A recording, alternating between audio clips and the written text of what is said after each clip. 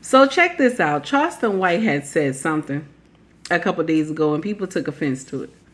Like they always do. They always take offense to what he say. But you know, I don't care. I like what he said. I like what he said. Some of the shit he say be off the wall, but other times he lands well. Let's listen in. The apple don't fall too far from the tree, Miss Lady. You as a child is a reflection of your parents. That's why they say when you leave out of this house, nigga, you go do this because you are a reflection of how you were raised.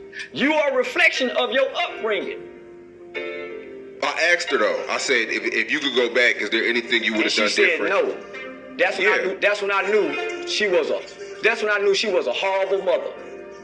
Because even as a parent, as good as I think I am as a day one daddy, if I can go back and do something different, I will go back and do a lot of things different.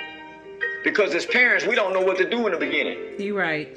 And as for a single mother, homie, we would all go back and do something different. That's how I know she got to be f***ed up. To say I wouldn't change nothing. Yeah, but I mean, she said he always had a roof over his head, never struggling, always had food. Jeffrey Dahmer always had a roof over his head. Always had food. But his mama wasn't at home. His daddy wasn't at home. The roof over the head and the food don't raise me. The roof and the food don't teach me manners. He right. But we always miss that part. A lot of melanated families will say, long as you had a roof over your head and food in your belly, y'all think that's good enough to raise children, but it's not. We're just maintaining them. You have to talk to them. You have to give them structure. You have to spend time with them. You have to enjoy their wins when they win. You have to comfort them when they lose as well. But as parents, we have to understand that everything we do ain't going to be right. And the excuse should not be, well, at least you had a roof over your head and food in your belly. That should not be the excuse. What it should be is that you tell them, I know I didn't do everything right, and I'm sorry. I know I didn't do everything right, and I'm sorry. Not just get up here and say, well, at least you had a roof over your head and food in your belly. Because as parents, we know we ain't going to get it right. We all don't get it right. Because remember, children don't come with an instruction manual. They don't.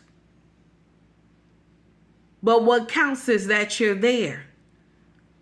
That you're compassionate towards them. That you love them. And when you do spank them, you spank them with love. You're not trying to break their spirit. When you chastise them with love. You're not trying to make them think that you're evil. It's okay to say you're sorry when you say something wrong or you offend your child. It's okay. That doesn't make you lose ground with your child. And even when they become grown, it's okay to say you're sorry. They will even love and respect you more when you can admit that you was wrong. Take heed to the message. And shout out to Charleston White one more time.